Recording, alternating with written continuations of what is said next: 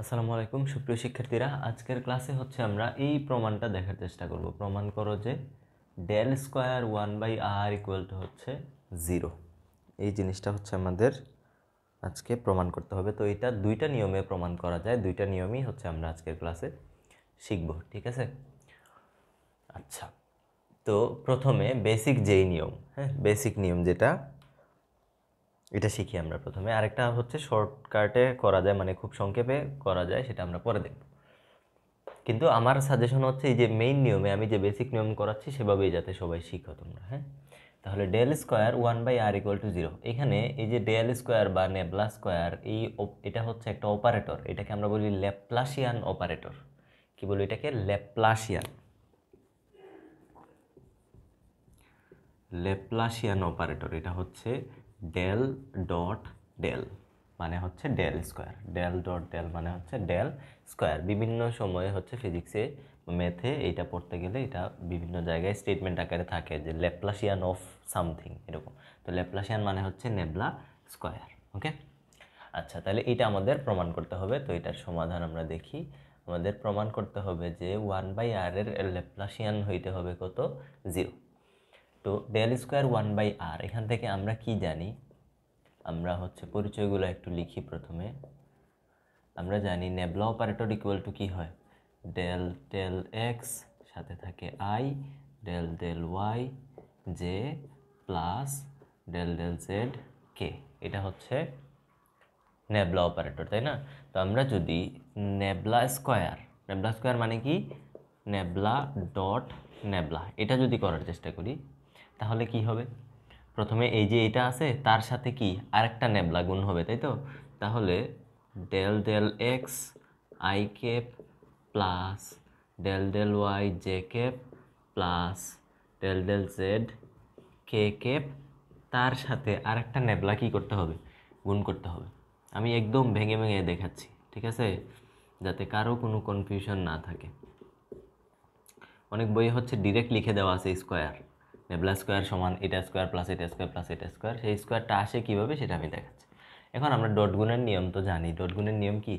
I এর কম্পোনেন্টের সাথে I এর কম্পোনেন্ট গুণ হবে, জেডটার সাথে জেডটা গুণ হবে, কে এরটার সাথে কে এরটা গুণ হবে। তাহলে আই এর কম্পোনেন্ট হচ্ছে এই যে এটা আই এর কম্পোনেন্ট, এখানে এটা আই এর কম্পোনেন্ট। এই দুইটা যদি গুণ করি তাহলে কি পাবো? ডেল স্কোয়ার, তাই না? তাহলে del square del X square, এবং ডট গুণ করার সময় কোনো দিক থাকে না, তাই আই জে কে নাই। বোঝা যাচ্ছে আই জে কে কেন ল্যাপ্লাসিয়ানের মধ্যে নাই? এখানের মধ্যে কি নাই? কোনো আই জে কে থাকবে না, কারণ ডট গুণন হচ্ছে, ডট গুণনের ফলাফলে আই জে কে থাকে না। প্লাস জে এর কম্পোনেন্ট ওয়াই, এখানের ওয়াই এর সাথে গুণ হইলে কি হবে? ডেল স্কোয়ার সেম কে এর কম্পোনেন্টের সাথে গুণ হইলে এটা হচ্ছে আমাদের ল্যাপ্লাসিয়ান। এতটুকু ক্লিয়ার হয়েছে? আচ্ছা, তাহলে এটা গেল ডেল স্কোয়ারের। আবার আমরা আর হচ্ছে পজিশন ভেক্টর, আর হচ্ছে কি পজিশন ভেক্টর। আর ভেক্টরকে আমরা এই যে এইভাবে লিখি, এক্স আই কে প্লাস ওয়াই জে কে প্লাস জেড কে কে, এভাবে লিখি। তো এখানে লিখছি 1/r, মানে হচ্ছে আর, দেখেন আর এর মাথায় কিন্তু কোনো ভেক্টর চিহ্ন নাই, তার মানে কি আর ভেক্টরের মান বোঝাচ্ছে। তো এটা যদি আর ভেক্টর হয় তাহলে আর ভেক্টরের মান এভাবে প্রকাশ করি আমরা, অথবা শুধু আর যদি লিখি এটা দিয়েও আর ভেক্টরের মান বোঝায়। আর ভেক্টরের মান কি হবে? √, আয়ের সহগের স্কোয়ার প্লাস জে এর সহগের স্কোয়ার প্লাস কে এর সহগের স্কোয়ার, ঠিক আছে? আচ্ছা, এটা ইকুয়াল টু কি লেখা যায়? রুট মানে কি? Power half. √, এটা মানে কি? পাওয়ার হাফ হয়ে যাবে। আচ্ছা, যাই হোক, তাহলে আর এর মান আমরা পেয়ে গেলাম। এটা হচ্ছে আমাদের আর এর মান, এটা হচ্ছে আমাদের কি? ল্যাপ্লাসিয়ানের মান, তাই তো? এখন আমরা হচ্ছে আমাদের কাজ শুরু করি। এই যে লেফট হ্যান্ড সাইড থেকে, left hand side nabla square 1/r, sorry এটা। তো এটা ইকুয়াল টু তাহলে কি লেখা যাবে? নেবলা স্কোয়ারের জায়গায় আমরা এই যে লিখতে পারবো delta delta X square plus delta delta Y square plus delta delta Z square. এই যে নেবলা স্কোয়ারের জায়গায় এটা লিখলাম, ঠিক আছে? এটা অপারেট করবে কার উপরে? এই পুরা জিনিসটা অপারেট করবে 1/r এর উপরে। তো 1/r কোনটা? এই যে এটা না, সরি, এটা হচ্ছে শুধু আর, এটা হচ্ছে শুধু আর। তো এইটাকে যদি আমাদের এখানে কি লাগবে? সরি, 1/r, তার মানে কি এটার ইনভার্স না? আমি এখানে দেখিয়ে দিই। আর যদি এটা হয় তাহলে 1/r ইকুয়াল টু কী হবে, এই পুরাটার মানে এই পুরাটার নিচে চলে আসবে, তাই না? মানে 1/, আমি একদম বাচ্চাদের মতো ভেঙে ভেঙে দেখাচ্ছি, এটা 1/r ইকুয়াল টু এই যে 1/, এটা আসবে। আচ্ছা 1/, এটাকে কি লেখা যায়, X square plus Y square plus Z square, root মানে কি পাওয়ার হাফ, রুট মানে কি পাওয়ার হাফ। 1/something এটাকে যদি উপরে নেই তাহলে হাফের সামনে পাওয়ার যে আছে পাওয়ারের চিহ্ন চেঞ্জ হবে, তাহলে পাওয়ারে বর্তমান চিহ্ন আছে প্লাস, যদি এটাকে উপরে নেই তাহলে চিহ্ন কি হবে, মাইনাস হাফ। ঠিক আছে কিনা? তাহলে 1/r ইকুয়াল টু পাওয়া গেল 1/r ইকুয়াল টু আমরা এই যে এটা পাইছি। এতটুকু কি বোঝা গেছে?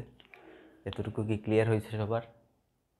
আশা করি সবাই বুঝতে পারছেন 1/r এর মান হচ্ছে এই যে এটা পাইছে। এখন আমরা যা করব, এখন আমাদের এই যে এখানে মান বসাই, নেবলা স্কোয়ারের মান বসাইলাম, সেটা অপারেট করবে কার উপরে, 1/r এর উপরে, 1/r এর উপরে।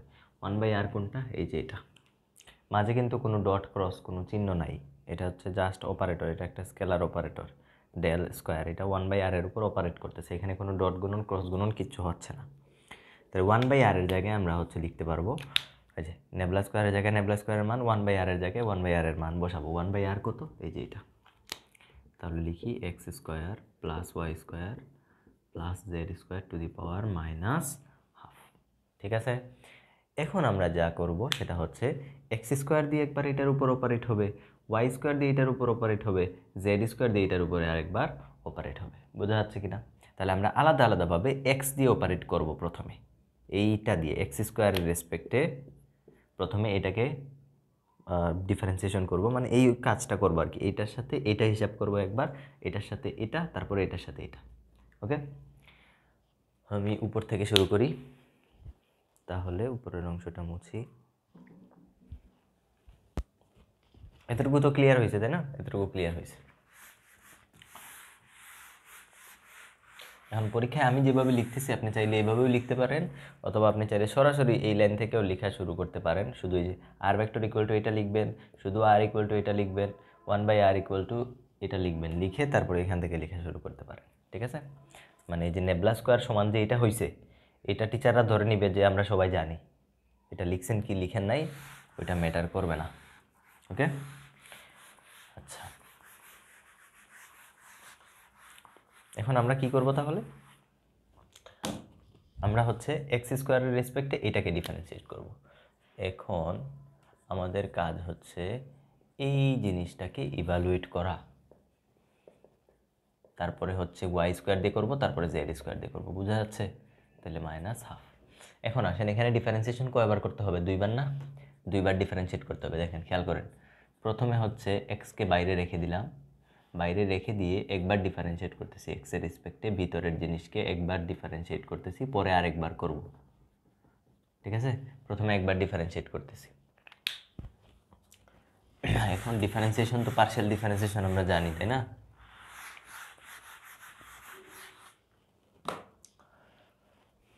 পার্শিয়াল ডিফারেন্সিয়েশন আমরা হচ্ছে সবাই জানি। আচ্ছা, আলাদা একটা ভিডিওতে আমি পার্শিয়াল ডিফারেন্সিয়েশন সম্পর্কে যদি কারো বেসিকে সমস্যা থাকে সেটা বলে দিব, হ্যাঁ, কীভাবে পার্শিয়াল ডিফারেন্সিয়েশন কাজ করে। আপাতত দেখেন এক্সের সাপেক্ষে এই যে এতটুকুর উপর এতটুকুকে ডিফারেন্সিয়েট করতে হবে। এখন এক্সের সাপেক্ষে শুধুমাত্র এক্সটা চলক, বাকি সবাই ধ্রুবক, এটাই পার্শিয়াল ডিফারেন্সিয়েশন। তো এক্সের সাপেক্ষে এই পুরা জিনিসকে চিন্তা করেন মনে মনে এক্স, এই পুরা জিনিসকে মনে মনে আমরা চিন্তা করব হচ্ছে এক্স। তাহলে এক্সের সাপেক্ষে x to the power n এর differentiation, x to the power n formula মনে আছে? এক্সের রেসপেক্টে x to the power n এর ডিফারেন্সিয়েশন কী হয়, n x to the power N minus one, এটাই করতেছি। তাহলে এই যে মাথায় যে পাওয়ার ছিল সেটা এন, এই মাথার পাওয়ারটা প্রথম অংশ যেভাবে আছে সেভাবে থাকলো, মাথার পাওয়ারটা আসলো কোথায়, সামনে। এই পুরোটাকে এক্স ধরছি, x square plus Y square plus Z square, পুরোটার পাওয়ার এক কমবে, তাহলে মাইনাস হাফ মাইনাস ওয়ান, তাহলে হবে -3/2। ঠিক আছে? আচ্ছা এখন দেখেন এক্সের জায়গায় কি এক্স ছিল নাকি আমরা জোর করে ধরছি এটাকে এক্স, তাহলে এক্সের জায়গায় এক্স ছিল না, চেইন রুল অনুযায়ী এটাকে আবার ডিফারেন্সিয়েট করতে হবে এক্সের সাপেক্ষে। তো এক্সের সাপেক্ষে এক্স স্কোয়ারকে ডিফারেন্সিয়েট করলে 2x পাওয়া যাবে, ওয়াই স্কোয়ারকে ডিফারেন্সিয়েট করলে +0, প্লাস জেড স্কোয়ারকে ডিফারেন্সিয়েট করলে +0, সেটা লিখতেছি না, তাহলে এতটুকু হইল। এখন এখানকার 2 এখানকার 2 কাটা যাবে, শুধু মাইনাস এক্স থাকবে সামনে।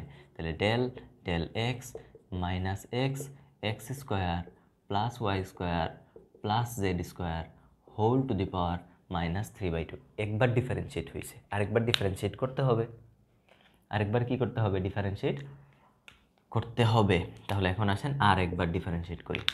এক্সের সাপেক্ষে এই পুরা ফাংশনকে চিন্তা করব ইউ, এটা হচ্ছে ভি, ইউ ভি গুণের সূত্র, ইউ ভির গুণের সূত্র, D D x of U V equal to UK রেখে ভি এর ডিফারেন্সিয়েশন প্লাস ভিকে রেখে ইউ এর ডিফারেন্সিয়েশন, তাই না? এগুলো আমরা ইন্টারমিডিয়েটে পড়ে আসছি। আমি একটু বাম দিক থেকে লিখিয়ে দিকে জায়গা যেহেতু লাগবে, তো প্রথমে আমি ইউকে যেভাবে আছে ওইভাবে রেখে দিলাম। এটা হচ্ছে আমার ইউ আর এটা হচ্ছে আমার ভি। তাহলে ইউকে যেভাবে আছে ওইভাবে রেখে দিলাম, ভিকে ডিফারেন্সিয়েট করবো, এই পুরো জিনিসের ডিফারেন্সিয়েশন। তাহলে ওই যে আগের সূত্র N x to the power N minus one, N বলতে কত আছে? মাইনাস 3/2, এই যে লিখলাম মাইনাস 3/2। এই পুরোটা হচ্ছে আমার x, x square Y square Z square, পুরোটার পাওয়ার কমাইতে হবে, এক কমাইতে হবে, মাইনাস 3/2 মাইনাস 1 করলে আসবে মাইনাস 5/2 হয়েছে। কিন্তু এখানে কি ডিফারেন্সিয়েশন শেষ? না, শেষ না, এটা চেইন রুলের মধ্যে পড়বে। চেইন রুলে এক্স স্কোয়ারে ডিফারেন্সিয়েশন করলে আবার 2x আসবে, লেখা যায় এতটুকু। আশা করি সবাই বুঝতেছেন। তারপরে আসেন প্লাস, ফর্মুলার প্লাস। এখন ভিকে রেখে ইউ এর ডিফারেন্সিয়েশন, ভি কত? এই পুরোটা হচ্ছে ভি।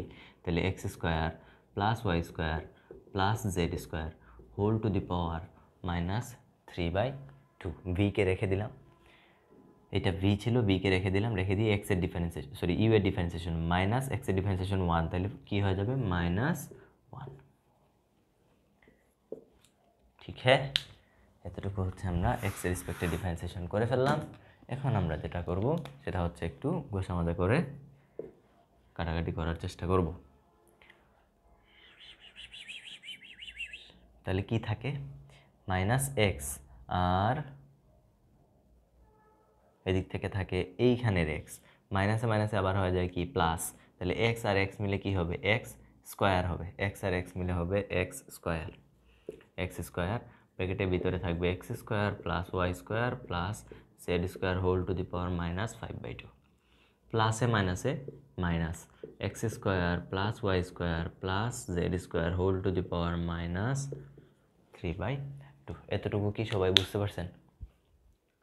হ্যাঁ, সবাই আশা করি বুঝছেন এতটুকু। তাহলে এটা কিসের মান বের হয়েছে? এক্স স্কোয়ারের সাপেক্ষে 1/r এর ডিফারেন্সিয়েশন, তাই না? সেম এখন ওয়াই স্কোয়ারের সাপেক্ষে করতে হবে, তারপরে জেড এর সাপেক্ষে করতে হবে। তাহলে এটা হচ্ছে আমাদের ফাইনাল রেজাল্ট। এখন এটাকে আমরা চাইলে আরও শর্ট করতে পারি। দেখেন, ও এখানে তো 3 আছে, 3 আছে, খেয়াল করেন তো এটা কি ছিল? এই যে ব্র্যাকেটের ভিতরের অংশ X square Y square plus Z square, এতটুকু অংশ কি ছিল মনে আছে? আর ইকুয়াল টু ছিল না এটা? Root over X square Y square plus Z square, এটা আর ইকুয়াল টু এটা ছিল। তা আরকে যদি স্কোয়ার করি তাহলে এটা থাকবে, তাই কি না? তাহলে আর স্কোয়ার ইকুয়াল টু এই যে এটা, তার মানে এটার জায়গায় আর স্কোয়ার লেখা যাবে। এই যে ব্র্যাকেটের ভিতরের অংশ এই জায়গায় কি লেখা যাবে? আর স্কোয়ার লেখা যাবে। তাহলে দেখেন আর স্কোয়ার মাইনাস 5/2 মাইনাস এই পুরোটুকুকে কী লেখা যাবে? আর স্কোয়ার হোল টু দি পাওয়ার কত? মাইনাস 3/2। তাহলে এখান থেকে আমরা ফাইনাল যেটা পাই, স্কোয়ার আর এই 2 কাটা গেলে r to the power -5 minus r inverse 3 লেখা যায়।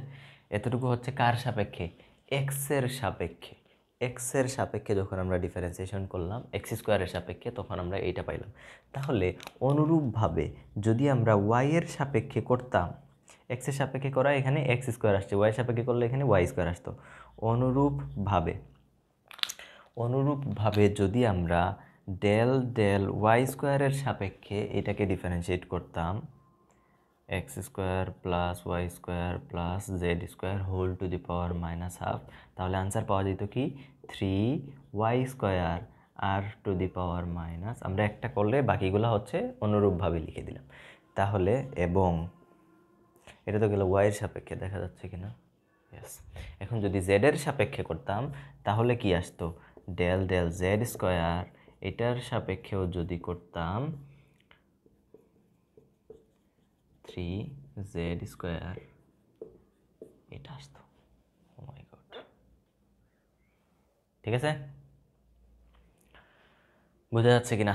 তাহলে এটাকে দিতে পারি আমরা সমীকরণ 1, এটাকে দিতে পারি সমীকরণ 2, এটাকে দিতে পারি সমীকরণ 3। এখন আমাদের এইটারই দরকার ছিল, এখন আমরা সমীকরণ এই তিনটাকে কি করে দিব, যোগ করে দিব। এই তিনটা সমীকরণকে আমরা এখন যোগ করে দিব। তাহলে আমি মুছি, এই তিনটা সমীকরণকে যোগ করব এখন।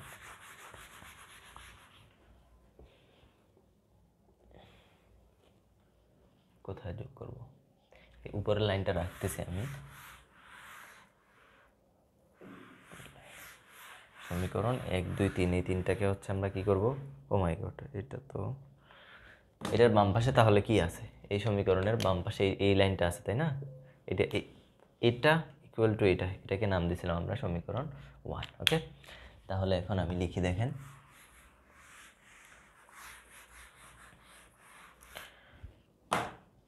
1 2 3 1 প্লাস 2 প্লাস 3, এখান থেকে আমরা পাবো কি পাবো, আমরা বাম সাইডে থাকবে ডেল স্কোয়ার এক্স স্কোয়ার, আর এটা এক্সের মধ্যেও এই জিনিসটা কমন না, এক্সের মধ্যেও তো এই জিনিসটা কমন, তাহলে সবাইকে আলাদা করে ফেললাম। দেখেন Y square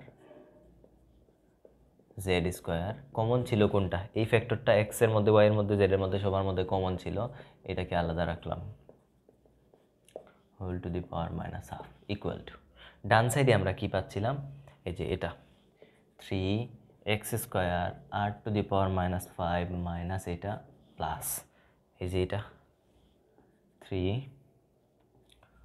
square r to the power minus 5 minus r cube, তারপরে আবার এটা plus 3z square r to the power minus 5 minus r cube. তাহলে এখান থেকে দেখেন আর টু দি পাওয়ার মাইনাস 5, তারপরে হচ্ছে মাইনাস এই অংশটা খেয়াল করেন, r to the power minus 5 minus r cube, r to the power minus 5 minus r cube, এই জিনিস সবার মধ্যে কমন আছে কিনা, r to the power minus 5 minus r cube common না, অথবা এটাকে খেয়াল করেন, এইটা আর এইটা, এই পুরাটাকে একসাথে কমন নেওয়া যাবে না, যদিও এইটা এখানেও দেখতেছি, এখানেও দেখতেছি, এখানেও দেখতেছি, এই পুরাটাকে একসাথে এই ফ্যাক্টর থেকে কমন নেওয়া যাবে না, কারণ এটা একটা পদ, এটা একটা পদ, এটা একটা পদ, টোটাল পদ সংখ্যা কয়টা, 1 2 3 4 5 6টা পদ আছে, তো কমন নিতে হইলে 6টা পদ থেকে সেম জিনিস নিতে হবে। এখন এখানে যা আছে এখানে কি তা আছে, নাই, ফলে এখান থেকে এগুলা এভাবে কমন নেওয়া যাবে না। খেয়াল করেন, আমরা যদি একটু ক্যালকুলেট করি, আর ইনভার্স 3 এখানে একটা আছে, এখানে একটা আছে, এখানে একটা আছে, টোটাল আর ইনভার্স 3 কয়টা আছে, 3টা আছে, টোটাল আর ইনভার্স 3 আছে কয়টা, 3টা। আবার খেয়াল করেন, এটা এটা এটা এই তিনো জায়গায় 3 আছে, তাহলে এখান থেকে 3 কমন নিলাম, 3 কমন নিলে কি থাকে, এক্স স্কোয়ার আর ইনভার্স 5, এখানে থাকে ওয়াই স্কোয়ার আর ইনভার্স 5, আর এখানে থাকে কি জেড স্কোয়ার আর ইনভার্স 5 থাকে 3, আর ইনভার্স 5 সবার মধ্যে আছে, আর ইনভার্স 5 বাইরে বের করে নিয়ে আসলাম, x square plus Y square plus Z square minus এই যে এটা থাকে, তাহলে 3 আর ইনভার্স 5 ইন্টু এইটার মান আগেই দেখে আসছি, এটা কি আর স্কোয়ার, তাহলে আর স্কোয়ার মাইনাস 3 আর কিউব, তাহলে 3 আর টু দি পাওয়ার 5, এটা করলে মাইনাস আর কিউব মাইনাস 3 আর কিউব, কাটাকাটি করলে হচ্ছে 0। তাহলে বাম সাইডে কী ছিল, এটা কি ছিল, ল্যাপ্লাসিয়ান ছিল, আর এটা কি ছিল, 1/r ছিল, তাহলে এই যে প্রমাণ হয়ে গেল। অতএব del square 1/r equal to 0, দেখা যাচ্ছে কিনা, ইয়েস। তাহলে বোঝা গেল এই প্রমাণটা, আশা করি সবাই ক্লিয়ার হয়েছেন। এখন এই সেম প্রমাণটা হচ্ছে আমরা শর্টকাট ইউজ করে করব, মানে অন্য একটা ডিফারেন্ট নিয়মে করব। ওকে, তাহলে আমি এগুলো মুছি। ওকে, এখন আসেন আমরা বিকল্প নিয়মে এই জিনিসটা সলভ করি।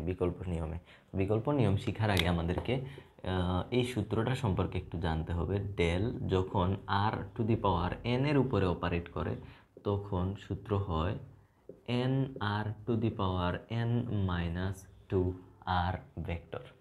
ঠিক আছে, এটা হচ্ছে ফর্মুলা, এটা একটু আমাদের মুখস্থ রাখতে হবে। এই ফর্মুলাটা হচ্ছে, মানে এটার প্রমাণ লাগবে না, কারণ এটা হচ্ছে অলরেডি আপনি যে ডিপার্টমেন্টেই পড়েন, ম্যাথে বা ফিজিক্সে যেখানেই পড়েন না কেন, আপনাকে ক্যালকুলাস ফার্স্ট ইয়ারে ক্যালকুলাস কোর্স করানো হবে, এবং ক্যালকুলাসের মধ্যে এই জিনিসটা প্রমাণ আপনারা অলরেডি দেখে আসছেন বা দেখবেন ক্যালকুলাস কোর্সের মধ্যে। সো এটা হচ্ছে ফর্মুলা হিসাবে আপাতত মনে রাখেন, মুখস্থ রাখেন। 2 নাম্বার, যদি এরকম কোনো ফর্মুলা পাওয়া যায় ডেল ডট ফাই দিয়ে বোঝাচ্ছে স্কেলার কোনো ফাংশন স্কেলার ইকুয়াল টু এটা ইকুয়াল টু হয় নেবলা ফাইয়ের উপরে অপারেট করবে ডট এ প্লাস ফাইটা আসবে বাইরে নেবলাটা হচ্ছে এর উপরে অপারেট করবে। এই দুইটা জিনিসকে একটু সূত্র হিসাবে মুখস্থ রাখার চেষ্টা করব আমরা, ঠিক আছে? সূত্র হিসাবে আমরা মুখস্থ করব। এখন আসেন আমরা এই জায়গায় আসি। লেফট হ্যান্ড সাইডের মধ্যে আমাদের কি আছে nabla square 1/r। Nabla square মানে কি নেবলা ডট নেবলা 1/r মানে কি r ইনভার্স 1, তাই তো? তাহলে নেবলা যেভাবে আছে ওইভাবে থাকলো, মাঝে আছে ডট নেবলা r ইনভার্স। এটা r two the power n এর মতো চিন্তা করেন, তাহলে n এর মান কত -1, তাই না? এই যে দেখেন nabla r two the power n, n এর মান কত এখানে আছে -1, তাহলে সূত্র n r two the power n - 2 r vector, তাই তো? তাহলে nটাকে আমরা নিয়ে আসি বাইরে, দেখেন n কত -1, তাই না? nটা কত -1 r two the power n - 2, তাহলে -1 - 2 সাথে থাকবে r ভেক্টর। এই সূত্রটা এই লাইনের মধ্যে ব্যবহার করছি, ওকে? ইকুয়াল টু তাহলে কি লেখা যায় এখান থেকে খেয়াল করেন, এখান থেকে তাহলে কি লেখা যাবে ডট -3 সাথে থাকে কত আর ভেক্টর, তাই না? আচ্ছা, এখন খেয়াল করেন এতটুকু লেখার পরে এখন আমরা যেটা করব দেখেন, এখন হচ্ছে এখানে মাইনাস আছে আর ইনভার্স 3, ইনভার্সকে যদি নিচে নামায় নিয়ে আসি তাহলে কি লেখা যায় আর ভেক্টর সামনে একটা মাইনাস নিচে আর কিউব, এটা লেখা যায় কিনা r/r³ এটা লেখা যায় না? এটা অবশ্যই লেখা যায়। এখন আপনি যেটা করবেন তা হচ্ছে এটা কিন্তু আলাদা একটা প্রশ্ন আছে, এই মাইনাসটা যদি আমি বাইরে বের করে নিয়ে আসি, তাহলে কি থাকে নেবলা ডট r/r³। এটা আলাদা প্রশ্ন যে নেবলা ডট r/r³ = 0 প্রমাণ করো, ওইটা আরেকটা প্রশ্ন, বুঝছেন? ওইটাও কিন্তু আপনাদের পরীক্ষায় আসতে পারে, তো তখন ওই প্রশ্নটা এখান থেকে শুরু হবে, সেম নিয়মে করবেন।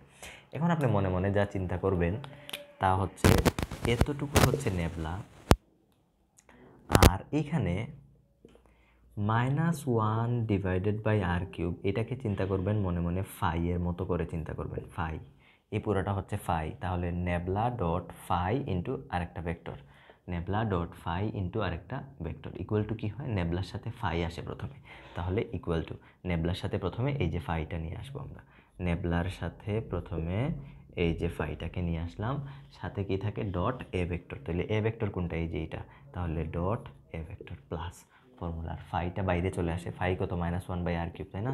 -1/r³, এটাকে বাইরে নিয়ে আসলাম, সাথে কি থাকে নেবলার সাথে এর ডট, তাহলে এই যে নেবলা ডট এ কত আমাদের আর ভেক্টর, এই যে আর এর ডট। ক্লিয়ার? আচ্ছা, এখন আসেন, এখন এখানে আবার ফর্মুলা অ্যাপ্লাই করেন।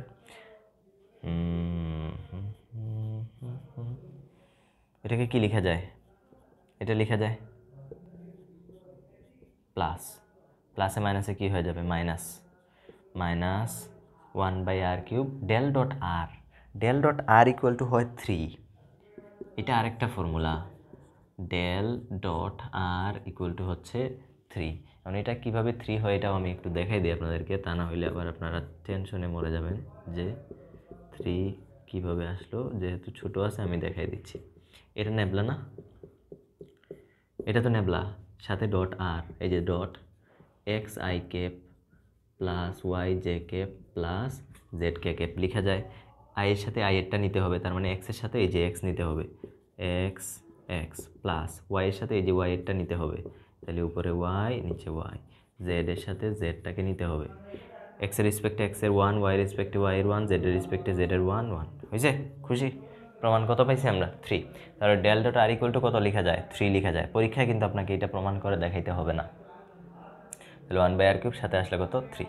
এখন আসেন নেবলা এটার উপরে অপারেট করলে আমাদেরকে কত দিচ্ছে এটা আমাদের একটু দেখতে হবে। নেবলা আর টু দি পাওয়ার কত r⁴n, মাইনাসটা তো আছে, মাইনাসটা নিয়ে কোনো সমস্যা নাই।